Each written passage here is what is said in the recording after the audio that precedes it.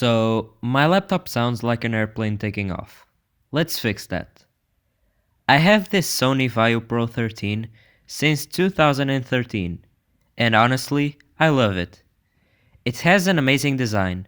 When you open the lid, it gets slightly lifted, you can connect an extra battery, which sadly I never got, and it's extremely light, coming in at just slightly over a kilogram.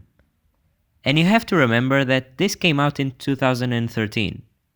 It wasn't able to run any AAA titles even back in the day, with only a dual-core Intel i5 4200U and an integrated graphics card, but it wasn't no slouch either. And even today, it's still my main laptop. In fact, this video you're watching was edited in this machine. Sure, I'd love to get a newer laptop like a Surface laptop or a Blade Stealth, but that just feels like wasting money to me, because I can still get by with this one just fine. The thing is, I want to take this with me to college, but I don't want everyone to look at me just because most of the times it sounds like this.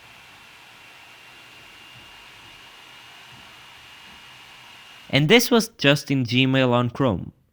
So, today, we're undervolting the CPU and repasting it.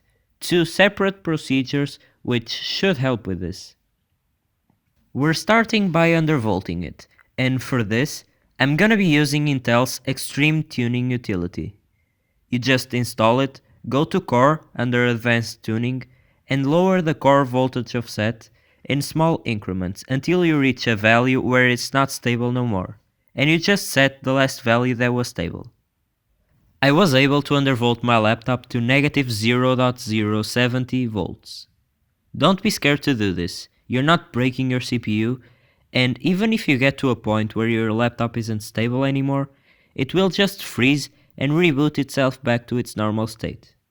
My laptop at negative 0.080 volts rebooted immediately, and at negative 0.075 rebooted only under a heavy load, so be sure to run a stress test after you change each value to check if it's still stable. Moving on to repasting the CPU, you'll need to open your laptop for this.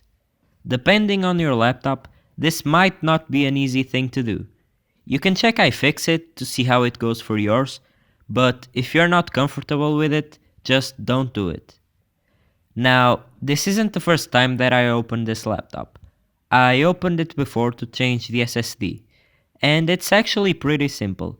You just have to get some screws out of the way, but closing it up is a whole different story, because the headphone jack gets in the way.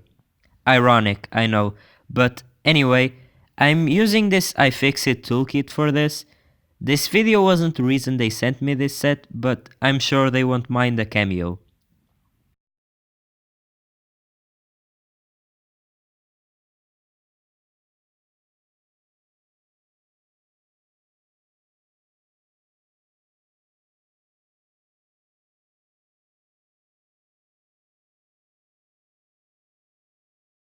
Now that I'm inside, I'll get the cooler out of the way, clean the existing thermal paste, and drop a small bit of thermal paste on top of the CPU without spreading it. The cooler will do that for us. This is the first time I'm doing this, so if I'm doing it wrong, please don't make a meme out of me, but I'm sure I can't be as bad as The Verge, right? I'm using Thermal Grizzly Cryonaut for this. It's supposedly one of the best out there, but it's also really expensive. Any other thermal paste from a well-known brand should fit you just fine, but be sure not to buy a metallic paste for your laptop if you're going to move it a lot. This isn't for the faint of heart. The laptop wasn't turning on for some reason after closing it up, but after plugging it into the wall, it started working as usual. You can't imagine how scared I was for a second there, but it paid off.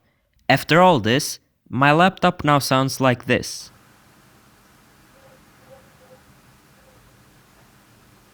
And the temperatures are much lower as well. And my online banks video, which took 35 minutes to export before these mods, now only takes about 33 minutes, which isn't much, but makes a difference. I'm gonna be able to keep this laptop for some more years.